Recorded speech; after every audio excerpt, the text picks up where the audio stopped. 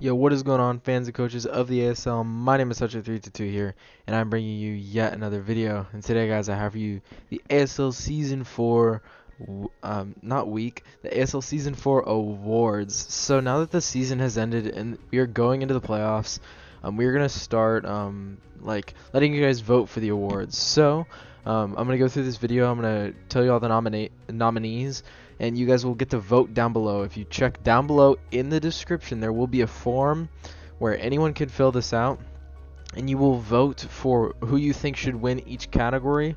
I believe there are 11 categories, or it's something along those lines, but you will vote for who do you think deserves to win each category.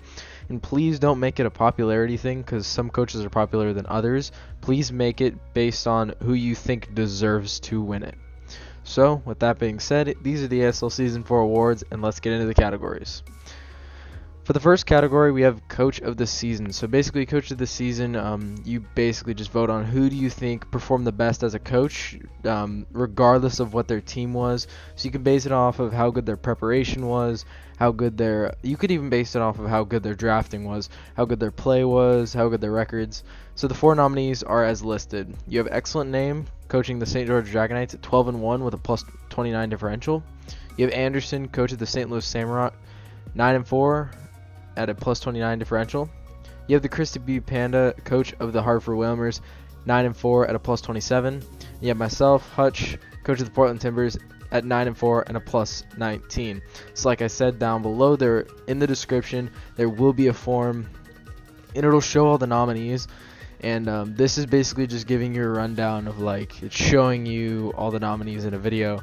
And then, like, I believe it's in 2 weeks I will be unveiling who won each award. So those are the 4 nominees for Coach of the Season. For the next category, we have Most Improved Coach. And Most Improved Coach, basically, it's coaches that they may not have had the best season in the world, and they might not have started off very well, but this really just goes out to the coaches that didn't start off very well, but started playing very well towards the end of the season. And as you can see, I'm going to go more in depth because Coach of the Season really speaks for itself, and I'm going to talk more about everything else. So, Most Improved Coach, Malone, he didn't start off very well. I believe he was 1-7 at one point, but finishing off at 5-8 is definitely very impressive. And I don't know exactly what Malone's. It might have been 1-6, but either way, he finished extremely well, having his best season of the ASL yet. Cam 1-12. Cam's first season, and although he did have the worst record, he didn't go winless, so that's very good to see. And he did make some good plays and very respectable plays, and he had some really close matches, especially at the end, coming 1-0 to beating EN. So very, very impressive stuff. So I'm looking to see him do better next season. And then you have Susie in the Utah Hoots. And Susie did it really well to start off the season. He started off like 2-1. Then he had a very dry spell. And he really worked his way back. And he almost clinched playoffs. It came very close. It just came down to TJ packing the memento on the Doug trio. Otherwise, Susie likely goes to the playoffs. So very good improvement from all these coaches. And yeah, we'll see who ends up winning. For the next category, we have the hardest team to prep for. So basically, if you're a coach, this is a lot easier of a category to fill out, because it's like whatever team gave you the most headaches in terms of preparation, or even if it can even just be like their team composition. Even if you're not a coach, it can just be based on team composition. So the nominees are as follows: the Hartford Whalers, coached by TCP, 9-4 at a plus 27. You have the St. George Dragonites, coached by Excellent Name, 12-1 at a plus 29. The St. Louis Samurott, coached by Anderson, at a 9-4 and plus 29. The Phoenix Flygons, coached by Keister, 7-6 with a plus 7. You have the Portland Timbers, coached by Hutch, at 9-4 with a plus 19. So I'll go over briefly like some really good cores that each team had. So TCP obviously had that Skarmory, Latios, Mega Venusaur core, which is just absolutely ridiculous to deal with. And on top of that, you throw in a Victini and a Manaphy, and his team was just mind-boggling to prep for. And I know when I prepped it for it, it definitely stretched my imagination for what I could think was possible for prepping.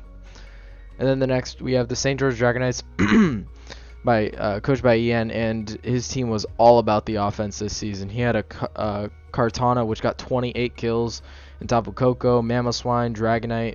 It's just so hard to prep for so many threats like that, and it's really hard to see how you want to take an approach to the game, because you can try and bulk him out, but it's very hard to do so. So unless you have really fast Mons that can out offense his offense, which is very hard to do, it's going to be an uphill battle to win the game. Then you have the St. Louis Samurott, which the combination of Infernape, Salamence, which started off his draft, it really stayed strong. Salamence didn't have the best season, but Infernape did come runner-up in MVP. Well, not MVP, but kills. It was tied for second. So yeah, it was very, very good for Anderson, and he just utilized the Amoonguss core so well. And then threw in the Mew later on, used Reuniclus very well in the beginning of the season. It was just hard. You can't hazard stack him because of his very good prep with Defog, Salamence on some weeks. So Anderson just ran a bunch of different sets, which made it hard to play around his team. Then you had the Phoenix Flagons, which had the Megazard X, they had the Thunderous Eye, the Nidoqueen, and then the Tangrowth Registeel Aromatisse. It was just really hard to get around Keister's team, and you have to prep for very offensive threats like Nidoqueen, like Zardex, but then you also have to think about breaking through things like Tangrowth, things like Aromatisse, things like Registeel, and it just makes it very hard in terms of prep. And then lastly, you have myself, Hutch, which I had a Mega Lopunny, Hydreigon, and Thundurus core, which is not a core that is easily shut down. And then the core between Ferrothorn and Slowking, which is honestly a very good core. It's fun to use. And yeah, so those are the nominees for hardest team to prep for. The next category is most out of the box coach. So basically the coach that brought the most unconventional prep but still ended up working out. So the nominees are as followed. We have TJ of the Slow Bohemians, 7-6 at a +0. We have Shadow, coach of the PC Barcelona, at 2-11 with a -34. We have Marin Varin and the Zagreb Zangooses, 7-6 at a +1. We have Hutch, coach of the Portland Timbers, 9-4 at a +19. So all these coaches showed very, very intricate prep and like out of the box prep, obviously. TJ having I believe he brought a Z-Trick Jirachi to raise his speed one week. Of course, you all know about the Refresh Cloister if you guys have been watching since the beginning of the season. TJ's just brought really creative sets. He brought the Cosmic Power Jirachi set with help of Marin, and the set that probably should have swept me. It's just he's brought such crazy prep, and it's very cool to see most of it work out. Like we were talking about, like the Refresh Cloister, which did work out. Shadow, although his sets didn't always work out, they had very good intentions. He's brought Physical Suicune, he's brought a Fling, Choice Scarf, Garchomp.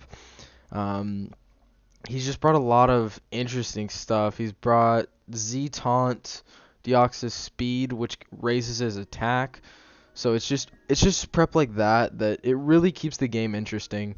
And Shadow was willing to bring stuff that was maybe off the books, what you'd normally see, and some of the times he would make it work out, and slacking. Not a Mon you'd see getting a lot of kills. He got it to like 4 or 5 kills in a game, so very impressive. Then you have Marin Varin. Like I said, the Jirachi said that probably should have swept me. He helped with that. Plus he brought a thousand waves Zygarde set against Anderson to trap the Amoonguss to try and set up on it, which ultimately it only got 1 kill, but it was a good thought process. Plus he's also brought other very good sets, and it's made him get the better record. Like beating Anderson was huge because he was able to beat down the Amoonguss by trapping it. So stuff like that gave him the big wins. And then myself, I brought interesting stuff like the Yon Slowking to stop Clefable. I brought some wacky stuff in week 13, but that is what it is. Although Lopunny didn't get to shine, I brought Power Up Punch Last Resort. So basically all these coaches have just thought of different ways to work around teams. Also, I brought the Switcheroo Archeops, which eventually shut down a Manaphy, which helped me win the game. So all these coaches have showed ways to work around their opponents by building intricate sets. Then the next, and one of the most sought after categories, we have the best offensive Mon. Basically, it's a pretty straightforward thing.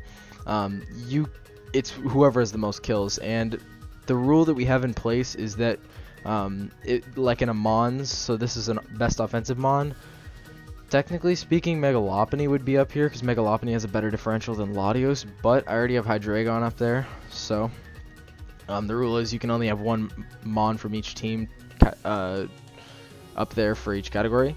So the nominees are as followed. We have Kartana of the St. George Dragonites, 28-3, shattering the previous single season record by 9 kills. The last kill leader was, I believe, Crocodile at 19-7 in season 2.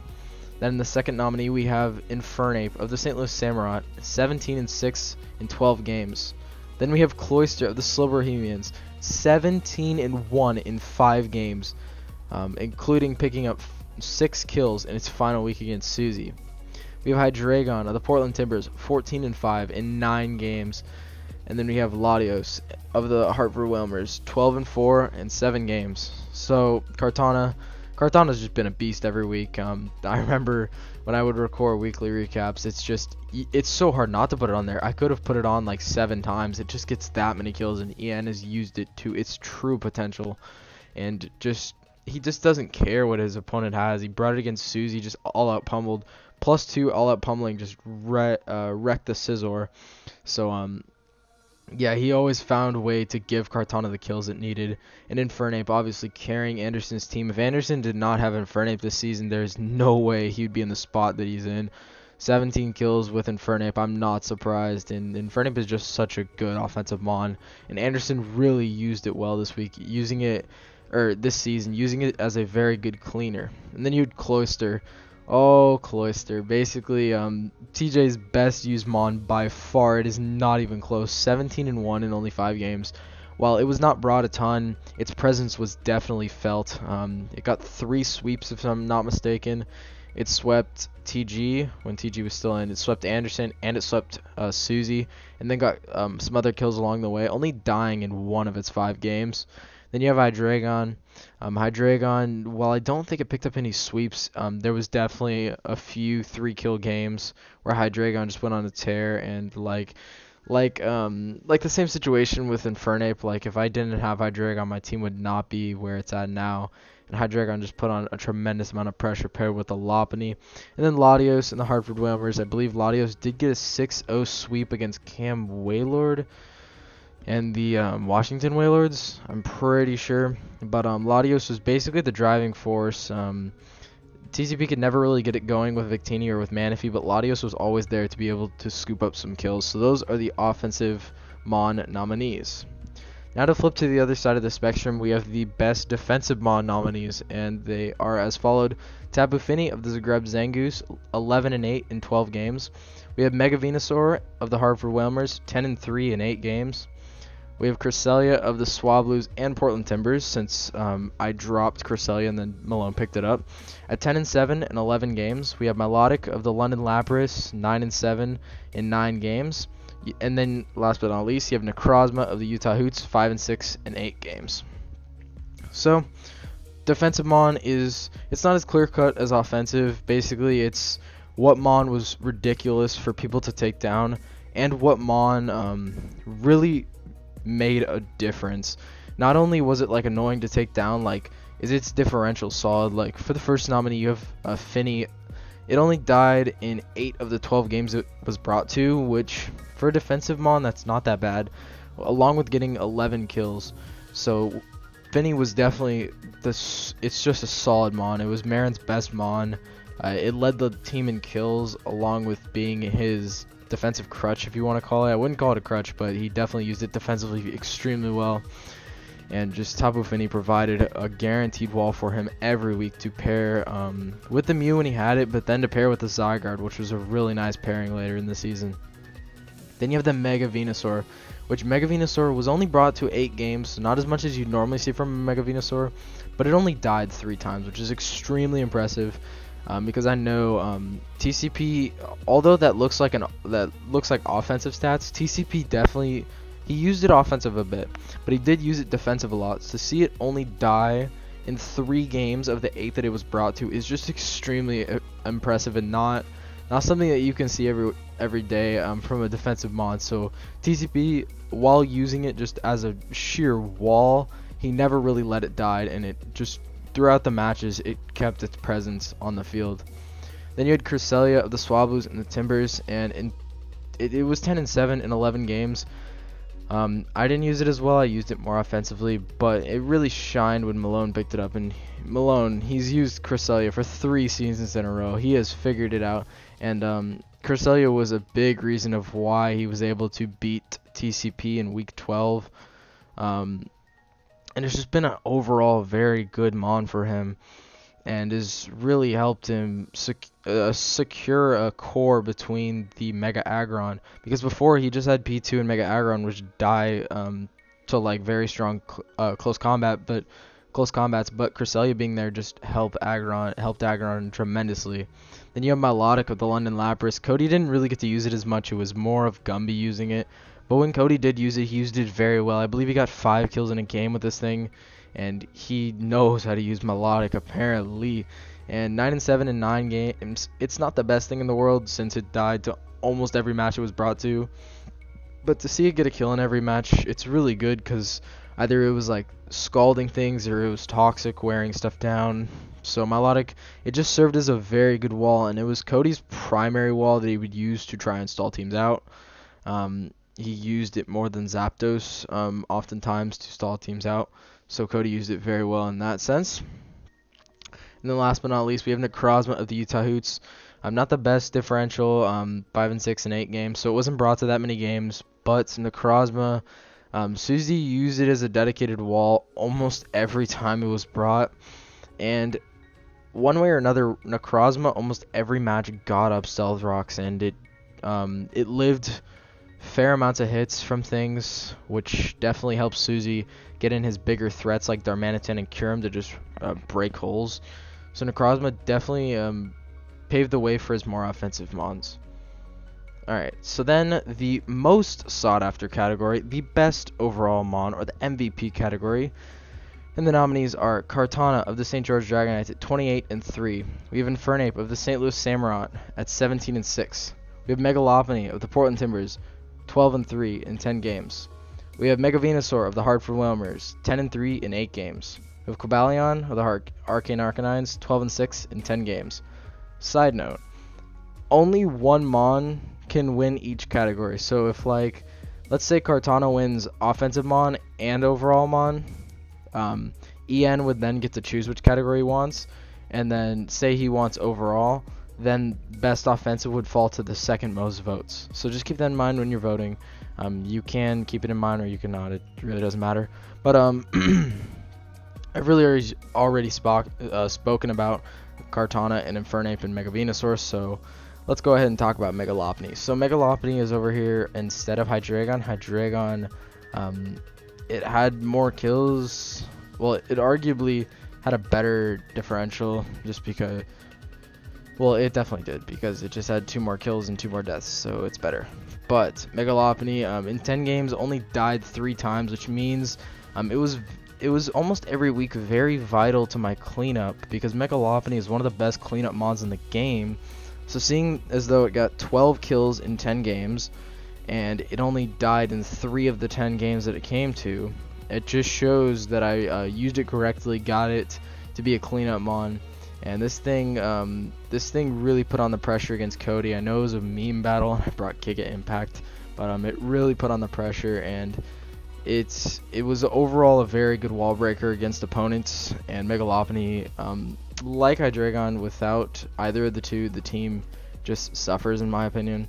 So Megalopony being on the squad really helped out, and overall kind of carried my team, because I didn't really have a dedicated cleanup mon aside from that. And like I said, since we've talked about 3 of the other nominees, we'll go ahead and talk about Cobalion. So Cobalion of the Arcane Arcanines, 12-6. It's not as good of a differential as everything else up there, but Ian did bring it to 10 games. He got 6 kills against TJ, and his prep in that game was just so good. He brought the Shukaberry so he could set up on the Seismitoad. This man clicked Rock Polish into double SD, I think, and he just swept TJ's team. There's nothing that could take a hit. And so that contributes to half Cobalion's kills throughout the entire season. But Cobalion was the one Mon that was always there to put in work. And I remember Ian played me. Cobalion got the one kill of the match. And it's just, Cobalion was there even when Ian's team didn't perform maybe how he would have liked them to. And it didn't really come together as well. Cobalion was always there. It was, generally speaking, being the highlight of each match. So Cobalion definitely improved the Arcane Arcanines to almost securing themselves a playoff spot. Then, next category, we have the best 7th Mon. So the best 7th Mon means a Mon that wasn't brought to the most games, but its presence was definitely felt. And basically the requirements is that the Mon has played less than 7 games, meaning it has played less than half the games. So let's go over the nominees. We have Cloister of the Slow Bohemians, 17-1 in 5 games. You have Conch Elder of the London Lapras, 10-1 in 3 games. You have Registeel of the Phoenix Flygons, 10-5 in 6 games. You have Alolan Raichu of the St. George Dragonites, 8-3 in 6 games. Then you have Meloetta of the Washington Whalers, 4-4 in 4 games. So, Cloister, I mean, it speaks for itself. I've already talked about it, so we'll go ahead and talk about something else. We have Conch Elder here, 10-1 in 3 games. That is absolutely phenomenal. I know Cody didn't get to use it as much as he probably would have liked to in the regular season because he just picked it up and kind of just started using it at the end of the season just because that's when he became a coach. But 10-1, it just put on so much pressure. I don't know if people weren't prepping for it, but this thing was ripping holes into teams. Only dying once and 10 kills. That's so impressive. It's averaging more than 3 kills per game. And Cody just used this thing to its maximum potential and just using it as a very good wall breaker each week and then just allowing stuff to come in and clean up. Like I remember Mega Absol did clean up a game, if I'm not mistaken. I believe that was against, I think it was his week 12 game. Either way, Conch Elder just served as a very good Mon that Cody could always fall back on to get kills. Then we have Registeel, 10-5. I know 6 of those kills are from a 6-0 sweep against TJ through Curse. But Registeel, either way, dying 5 of 6 games. Okay, it's a Registeel. It's gonna die a lot of the games. You just send it in to get rocks, get a little status, and then get some kills. But Keister went above and beyond. Even if you want to exclude these 6 kills, 4 kills in so you take away the game. 4 kills in 5 games, essentially. That's pretty good for Registeel. Registeel is, like I said, just a Mon that spreads status and then sets up rocks and dies. It doesn't really hold the role of a Mon that gets a lot of kills, but that's what Keister did with it. So he used this Mon more than its potential. And then you have Alolan Raichu in the St. George Dragonites, and it did also get a 6-kill sweep. I believe that was week 2.